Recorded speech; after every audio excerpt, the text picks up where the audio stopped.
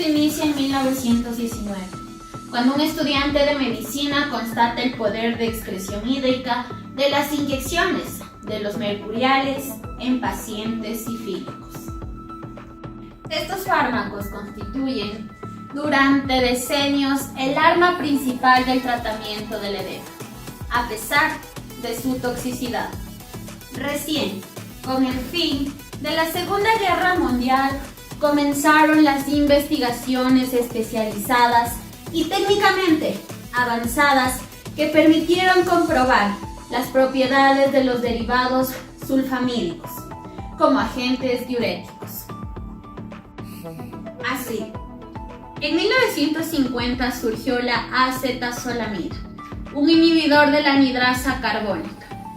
Pocos años más tarde, un grupo de investigadores inició la era de los diuréticos actuales al sintetizar la clorotiazida, que revolucionó el tratamiento del edema cardíaco y de la hipertensión arterial. Y en 1964, 50 años atrás, surge la furosemida, prototipo de los diuréticos de asa, que actuando en el segmento grueso de la asa de Henle, dan lugar a una profusa diuresis de agua, cloro y sodio, mostrando su utilidad incluso en las emergencias cardiológicas, como el edema agudo de pulmón.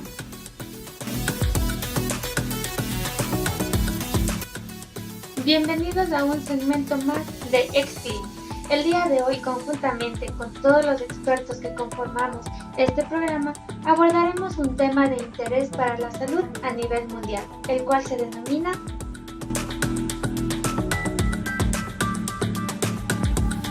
Y sí, hablaremos sobre los diuréticos. Los diuréticos son medicamentos que contribuyen a la excreción de agua y electrolitos por el riñón. Contribuyen al tratamiento de diversas patologías, entre ellas la insuficiencia cardíaca o la hipertensión arterial. Poseen una clasificación, entre ellos podemos encontrar a los tiacídicos, a los de asa, ahorradores de potasio y osmóticos. Cada uno actúa en diferentes partes de la nefrona, pues poseen un mecanismo de acción específico.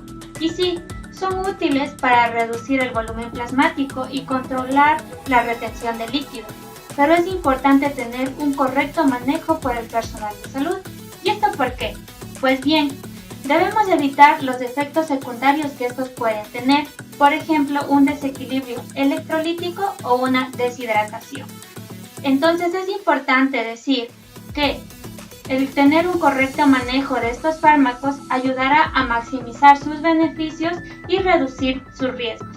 Es por ello que el día de hoy, para empezar abordando esta temática, tenemos un invitado especial, un paciente que nos contará su experiencia en la vida real y nos ayudará a ir abordando la teoría con la práctica. Empecemos.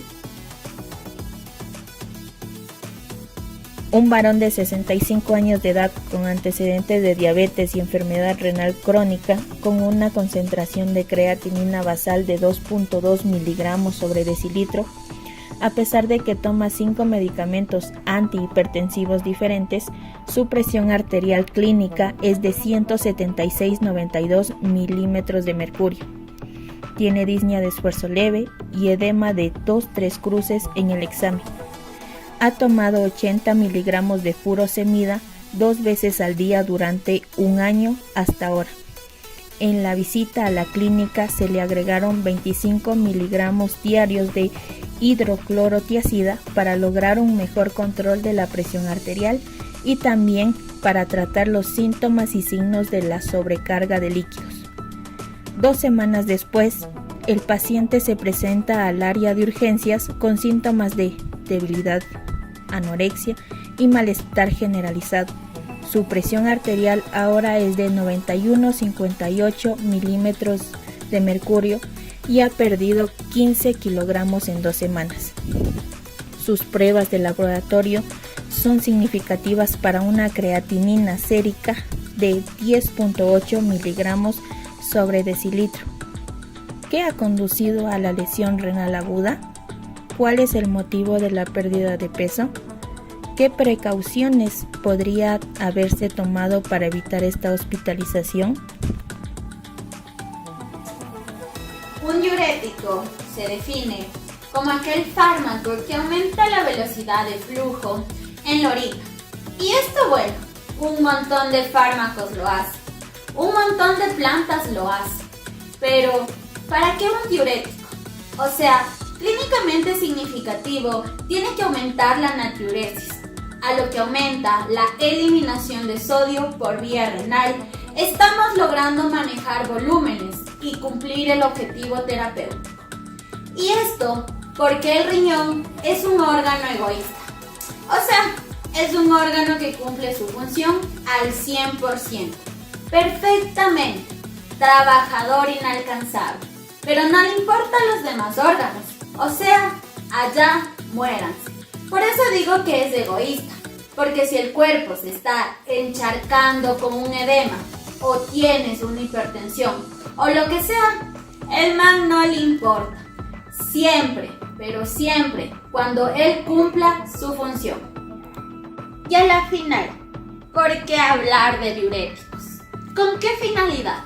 Pues bueno, antes de continuar con el caso, vamos a analizar los distintos diuréticos, las distintas familias y así poder llegar a un buen tratamiento. Empecemos.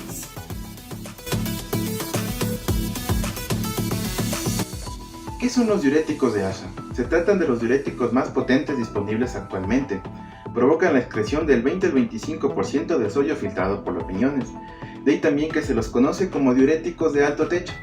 Actúan fundamentalmente sobre la rama del asa de Henle, la nefrona, inhibiendo el transporte de sodio y cloruro desde el túbulo renal hacia el tejido intersticial.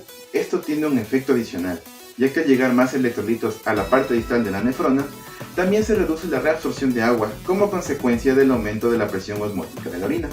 Se indica principalmente en edemas o insuficiencia cardíaca congestiva refractaria. Generalmente se asocia con diazida, insuficiencia renal aguda, edema pulmonar agudo secundario a insuficiencia ventricular izquierda.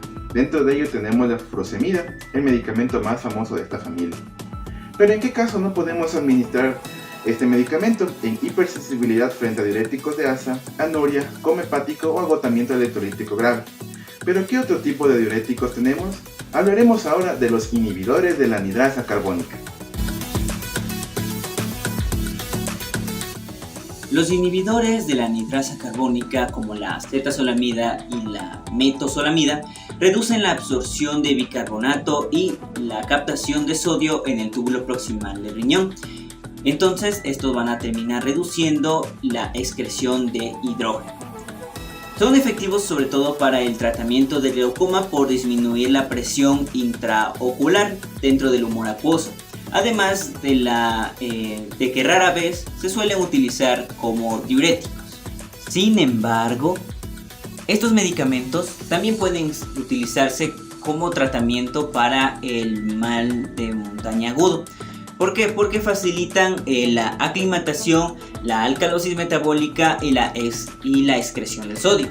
Entonces, su uso en convulsiones también está un poco limitado, debido a que pues existe tolerancia a esos medicamentos, pero sí se pueden utilizar como tratamiento coadyuvante en las crisis y trastornos convulsivos y parálisis periódica familiar.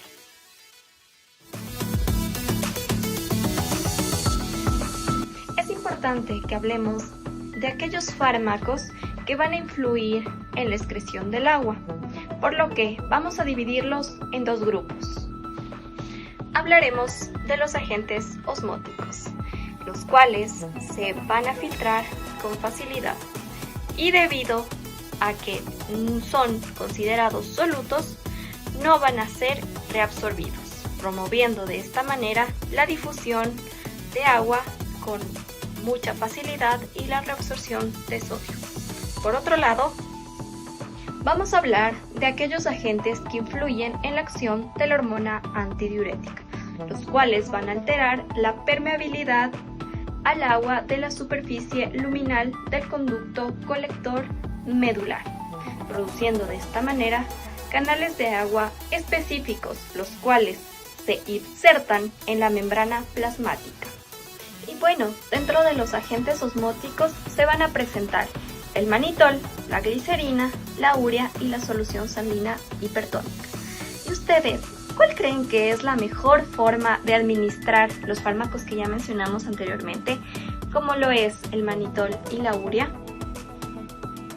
Perfecto, de forma intravenosa es la mejor forma para administrarlos. Y pues bueno, hablemos acerca de los usos terapéuticos de los fármacos osmóticos, los cuales son la profilaxis de la insuficiencia renal, va a disminuir el edema cerebral y también se encarga de disminuir la presión intraocular. Finalmente, hablemos del segundo grupo de fármacos, de los fármacos que van a influir en la acción de la hormona antidiurética. Tenemos a los antagonistas de los ADH, los cuales incluyen a los baptanos, como por ejemplo tenemos al conibaptan. Este va a ser usado principalmente en el síndrome de secreción inapropiada de ADH y también para la hiponatremia hipervolémica. ¿Y ustedes? ¿Cuál creen que es el mejor fármaco para la excreción de agua? Buenos días, yo soy la doctora Emily y también les voy a hablar acerca de que existen otros diuréticos. Por ejemplo, tenemos lo que son los diuréticos xantínicos. Es importante saber que su principal mecanismo de acción es que estos van a aumentar su filtración glomerular y también se encargan de disminuir la reabsorción tubular. También, por otro lado, este tipo de diuréticos lo que hace es aumentar el gasto cardíaco. Por otro lado, los otros tipos de diuréticos que nosotros tenemos son las sales acidificantes. Estos lo que van a hacer es disminuir el pH y también aumentar la concentración luminal de cloro y sodio.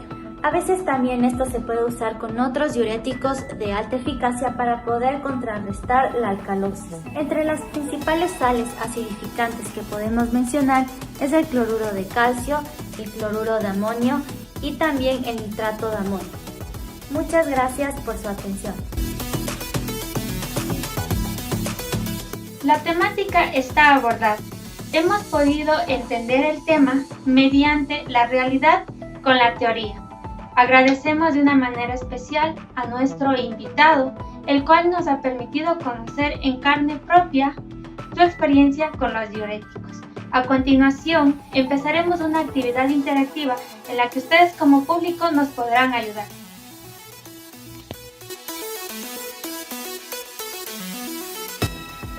¿De dónde se derivan los diuréticos? Opción A, sulfonamida. Opción B, warfarina. Opción C, marihuana. Opción D, sulfas.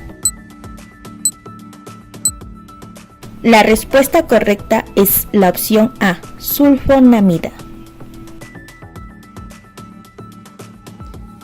Los diuréticos diacídicos producen diuresis en opción A, 3 a 4 horas, B, 1 a 2 horas, C, 30 minutos, D, 4 horas. Perfecto. Opción B, de 1 a 2 horas. Los diuréticos de ASA se administran por literal A, vía oral, literal B, vía intravenosa, literal C, vía oral o vía intravenosa, o literal D, ninguna es correcta. Perfecto, la respuesta correcta es la C, vía oral o vía intravenosa. El manitol se utiliza para literal A, tratamiento de primera línea para insuficiencia renal aguda. Literal B, inducir edema cerebral. Literal C, tratamiento de hipertensión arterial. Y literal D, profilaxis para la insuficiencia renal aguda. Correcto, literal D, profilaxis para la insuficiencia renal aguda.